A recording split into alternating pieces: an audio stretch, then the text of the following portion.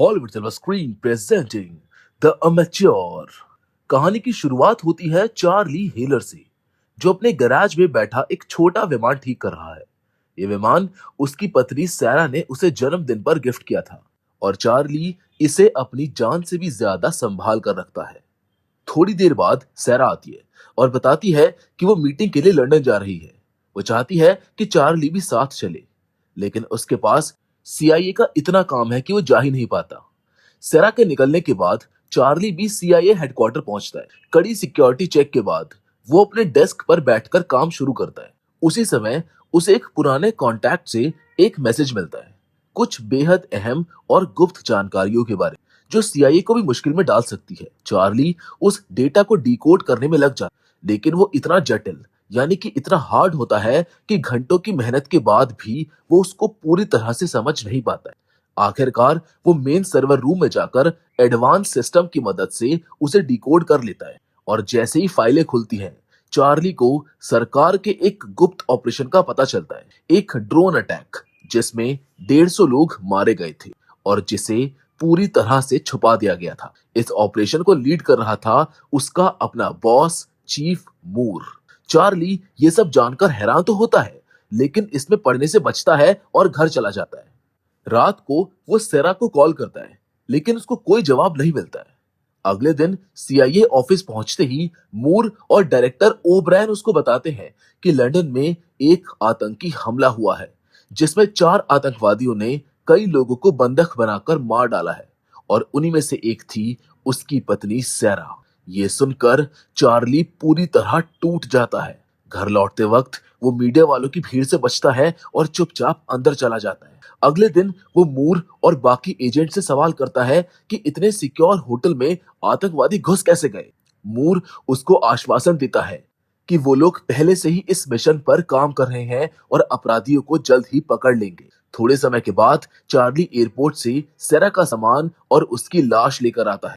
Bag खोलने पर उसे सैरा का एक गिफ्ट मिलता है, जिसको देखकर वो बुरी तरह भावुक हो जाता है। उसका दर्द अब गुस्से में बदल चुका है। अगले ही दिन वो फिर से सीआईए हेडक्वार्टर जाता है और होटल के अंदर बाहर के सभी सीसीटीवी फुटेज हैक करके इकट्ठा कर लेता है। इन सबूतों को लेकर वो मूर के पास पहुंचता है और बताता है कि आतंकवादी किस तरह होटल में घुसे थे और अब चार्ली के बदले की असली शुरुआत भी हो चुकी थी। एक होटल में 4 प्रोफेशनल लोग एक सर्विस व्हीकल से आते। ये सब इतने माहिर हैं कि फिंगरप्रिंट तक मिटा देते और पीछे कोई सबूत नहीं छोड़ते। उनका मकसद किसी को मारना नहीं था, बल्कि एक गुप्त मीटिंग करना था। लेकिन उनकी बात बिगड़ जाती है। गोलियां चलती हैं और एक गार्ड मारा जाता है और दूसरा बेहोश हो जाता है। हालात बिगड़ते ही सिक्योरिटी अलर्ट जारी कर देती है और पुलिस भी वहां पर आ जाती है। पकड़े जाने के डर से ये चारों होटल के लोगों को बंधक बनाना शुरू कर देते हैं। इसी अफरा तफरी में उनकी नजर सैरा पर पड़ती है, जो लोगों की मदद करके उन्हें सुरक्षित बाहर निकालने की कोशिश कर रही थी। उन्होंने उसको पकड़ लिया। ये सैरा वही सैरा है जो चार्ली हेलर की पत्नी है। इस घटना में सैरा की मौत हो जाती है और चार्ली का जीवन बिखर जाता है। सीआईए में डिकोडर के रूप में काम करने वाला चार्ली उन चारों की पहचान करने में जुट जाता है। उसने उनके वॉइस सैंपल मैच करवाए, फेशियल एनालिसिस किया और एक एक करके सबके बारे में पता लगा लिया। मिशिका मॉस्को का रहने वाला है, Lawrence south African special forces का पूर्व सदस्य है, हॉर्स एक प्रोफेशनल किलर है और ग्रेशन जो कभी इंटेलिजेंस ऑफिसर रह चुकी थी। चार्ली ने जब ये जानकारी अपने सीनियर मूर और केले को दी, तो हैरानी की बात यह थी कि दोनों को पहले से सब पता था, लेकिन वो कोई कदम उठाने को तैयार ही नहीं थे। उनका कहना था कि इस केस पर काम चल रहा है। ये सुनकर चार्ली का भरोसा सीआईए से उठ गया और उसने ठान लिया कि अब वो खुद ही बदला लेगा। मूर ने उसको समझाने की कोशिश की और यहाँ तक कि थेरेपी के लिए भी भेज दिया, लेकिन चार्ली के मन में कुछ और ही चल रहा था। अगले दिन उसने चुपके से एक चिप चुरा ली, सीआईए के क्लासिफाइड रूम में घुसकर गुप्त डेटा के प्रिंट निकाल लिए। फिर बार में शराब पीते हुए वो एक मशीन की ओर देखता रहा। अगली सुबह वो मूर के सामने जा पहुंचा और उसका सारा काला चिट्ठा खोलकर रख दिया।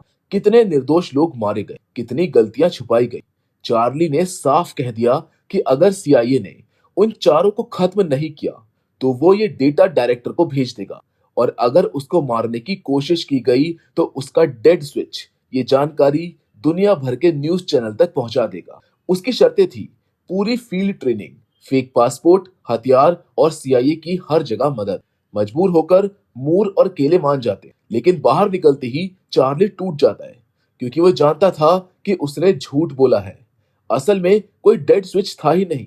सीआईए ने तुरंत उसके हर कदम की जांच शुरू कर दी और पता लगाया कि उसने एक मैग्नेटिक डिवाइस से सुरक्षा स्कैन को धोखा दिया था। उनके हाथ एक सीडी भी लगी जिसमें असल में एक बग था, ताकि चार्ली उनके सिस्टम की बातें सुन सके। उधर चार्ली को फील्ड ट्रेनिंग देने के लिए कर्नल हैंडरसन को अपॉइंट किया गया। चार्ली बंदूक चलाने में कमजोर था, लेकिन बम बनाने में माहिर निकला। उसकी नई पहचान बना दी गई और उसे झूठ बोलने, टॉर्चर झेलने और अपनी पहचान छुपाने की ट्रेनिंग दी गई। हेंडरसन ने पूछा कि वो ये सब क्यों कर रहा है, तो चार्ली ने बस इतना कहा कि मुझे इंसाफ चाहिए। इस बीच सीआईए को पता लग गया कि चार्ली कोई डेड स्विच एक्टिवेट नहीं कर रहा है, बल्कि हर वक्त उनसे एक कदम आगे है। लंदन पहुंचकर वो पेरिस की ओर निकल पड़ा, क्योंकि उसको पता था कि ग्रेशन वहीं है। इसीलिए सीआईए ने उसके पीछे हैंडरसन को भेजा। लेकिन अब खेल चार्ली के हाथ में था। अब चार्ली दिन रात ग्रेशन का पीछा करने लगा था। आखिरकार उसको पता चल ही गया कि वो कहां पर रहती है। एक रात जैसे ही ग्रेशन घर से बाहर निकली, चार्ली भी उसके पीछे पीछे पहुंच गया। उसने इंटरनेट से देखी हुई एक तकनीक से उसके दरवाजे का लॉक खोला और अंदर चला गया। घर के हर कोने की तलाशी ली, कई तस्वीरें खींची और एक एक कमरे की जांच वो करता रहा। जब उसने एक ड्रॉर खोला तो अंदर उसको एक बंदूक पड़ी मिली। मगर उससे पहले कि वो कुछ कर पाता, उसको एहसास हो गया कि ग्रेशन वापस आ रही है। चार्ली जल्दी से ऊपर की मंजिल पर जाकर सीढ़ियों के पास छुपकर बैठ गया। प्लान साफ था, जैसे ही ग्रेशन दरवाजा खोलेगी वो सीधा उसके सर पर निशाना साध देगा। कुछ देर बाद दरवाजा खुलता है और ग्रेशन ठीक उसके निशाने पर होती है, लेकिन चार्ली ट्रिगर दबा नहीं पाता है।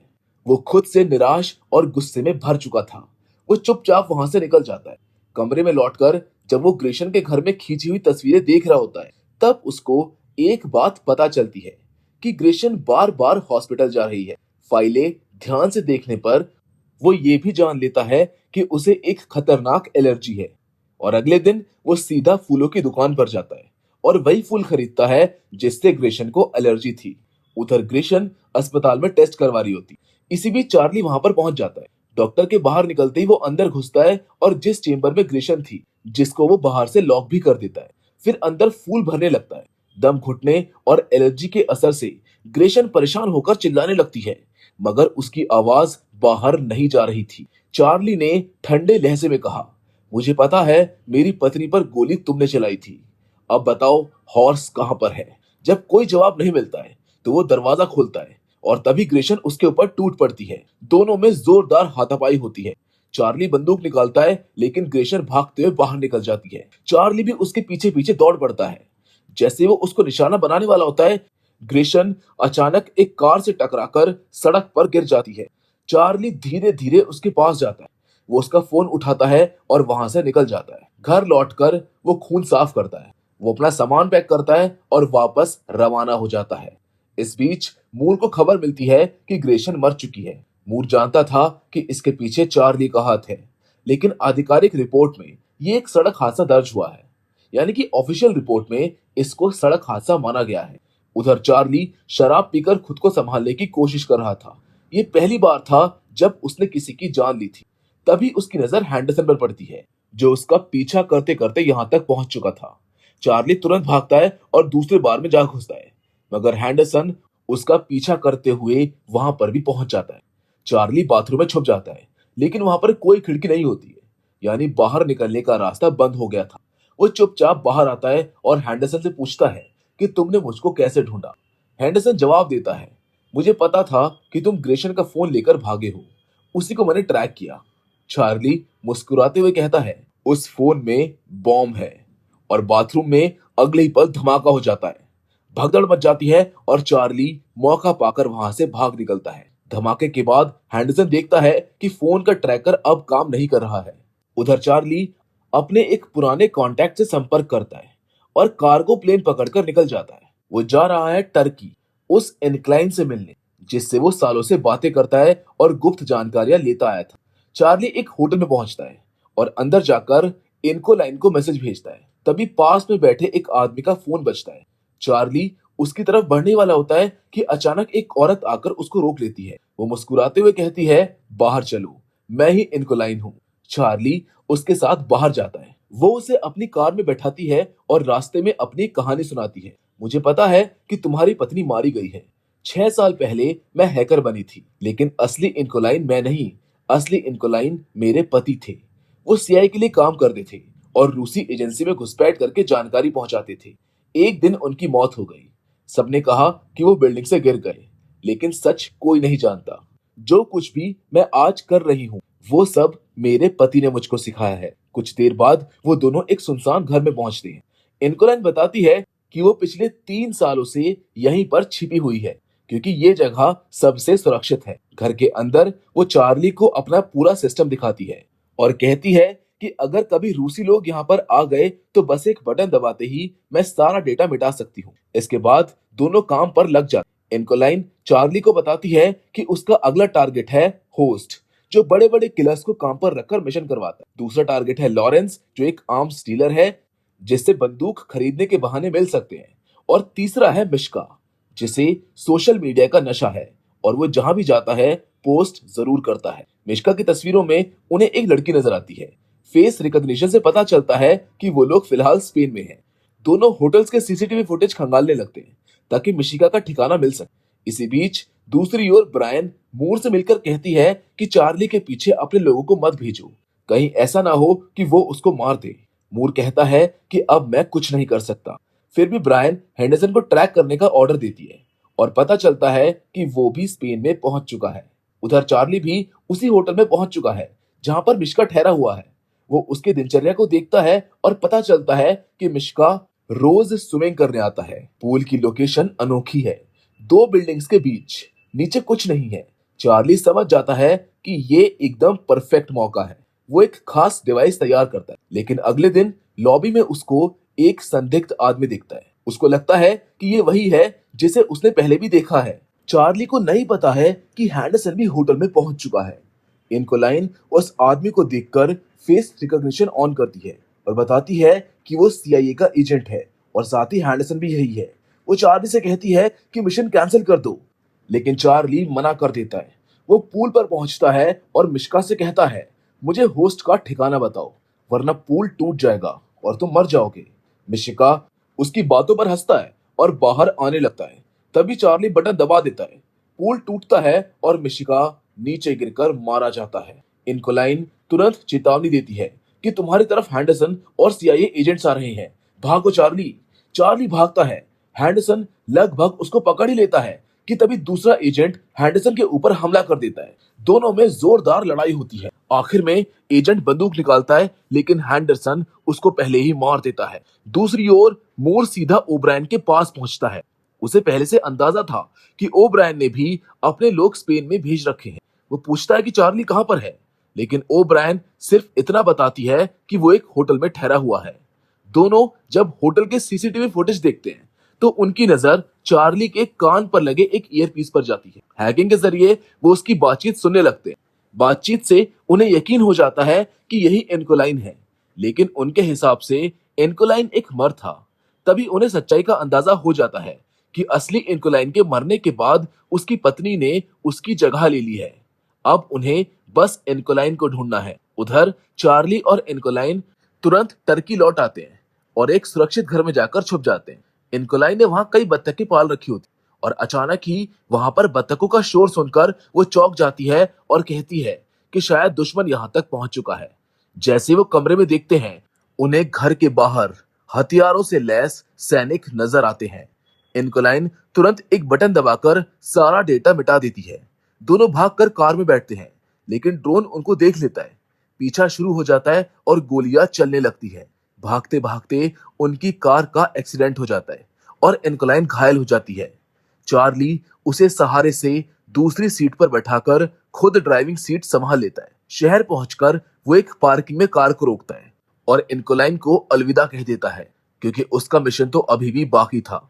वो तुरंत लॉरेंस से हथियार खरीदने का बहाना बनाकर कांटेक्ट करता है और लॉरेंस उसे रोमानिया में बुलाता है। वहां पहुंचकर चार्ली सबसे पहले अपनी वीडियो रिकॉर्ड कर बर्लिन के सीसीटीवी नेटवर्क में डाल देता है ताकि सीआईए को लगे कि वो बर्लिन में है। और जैसे सीआईए अपने लोगों को वहां पर भेजती है, चार्ली असली लोकेशन पर लॉरेंस के सामने पहुंच जाता है। लॉरेंस को वो एक बॉम्ब से भरे बॉक्स के पास खड़ा कर देता है और कहता है कि हिलो मत, वरना धमाका हो जाएगा। फिर धमकी देकर वो होस्ट की लोकेशन पूछता है। लॉरेंस बताता है कि होस्ट किसी समुद्री तट पर है और हमेशा वो मैसेज के जरिए ही उससे बात करता है। और तभी लॉरेंस अपना फोन चार्ली की तरफ फेंकता है। चार्ली उस फोन को उठाता है और उसको लेकर वहां से निकल जाता है। और कुछ ही पल में वहां पर एक जोरदार धमाका होता है जिसमें लॉरेंस मारा जाता है। ये खबर तुरंत मूर तक पहुंचती है और उन्हें समझ में आ जाता है कि चार्ली ने उन्हें फिर से चकमा दे दिया है। अब चार्ली अपने आखिरी शिकार की ओर बढ़ता है। कोड डिकोड करके उसको पता चलता है कि होस्ट का जहाज समुद्र तट पर खड़ा हुआ है। वो रात में चुपके से जहाज में बम फिट कर देता है। अगले दिन जैसे ही वो जहाज पर लौटता है, दुश्मन उसको पकड़कर होस्ट के सामने लाते हैं। होस्ट उसको ताना मारते हुए कहता है कि उसने कभी सीधे गोली नहीं चलाई है, इसीलिए वो कायर है। वो उसको बंदूक देकर कहता है कि अगर हिम्मत है तो उसे गोली मार दे, लेकिन चार्ली फिर भी ट्रिगर नहीं दबाता है। तभी सबको एहसास होता है कि जहाज किसी और ही दिशा में बढ़ रहा है। चार्ली हंसते हुए बताता है कि उसने पूरे जहाज को हैक कर लिया है और अब ये जहाज फिनलैंड के पानी में है। अब जैसे ही जहाज किनारे पहुंचता है, फिनलैंड की पुलिस होस्ट और उसके लोगों को गिरफ्तार कर लेती है। अगले दिन ओब्रायन प्रेस कॉन्फ्रेंस में ऐलान करती है कि उसने सीआईए के उन एजेंट्स को गिरफ्तार कर लिया है जो डेटा का गलत इस्तेमाल कर रहे थे, जिसमें मूर और केव भी शामिल है। उसी वक्त हैंडरसन चार्ली के पास आता है। चार्ली थोड़ा घबरा जाता है, लेकिन हैंडरसन मुस्कुराते हुए कहता है कि तुम पर मुझे गर्व है, जिस स्मार्ट तरीके से तुमने ये मिशन पूरा किया। अब सीआईए तुम्हारे पीछे नहीं आएगी, तुम आजाद हो और घर लौट सकते हो। चार्ली घर लौटता है और सबसे पहले सेरा की कब्र पर जाकर घंटों बैठा रहता है। फिर घर लौटकर वो उस हवाई जहाज को उड़ाता है जिसको सेरा ने उसे तोहफे में दिया था, जिसे वो लंबे समय से ठीक कर रहा था। अब ये प्लेन आसमान में उड़ने लगता है, जिसके साथ चार्ली की ये कहानी यहीं पर खत्म हो जाती है। तो दोस्तों, ये थी चार्ली की रोमांचक और दिमाग घुमा देने वाली कहानी। एक ऐसे शख्स की कहानी जिसने अपने हर दुश्मन को चालाकी और हिम्मत से मात दी। वेल, अगर आपको एक कहानी पसंद आई हो तो प्लीज इसे लाइक और शेयर जरूर करें और हमारे चैनल को ऐसी ही इंटरेस्टिंग कहानी के लिए सब्सक्राइब करना ना भूलें।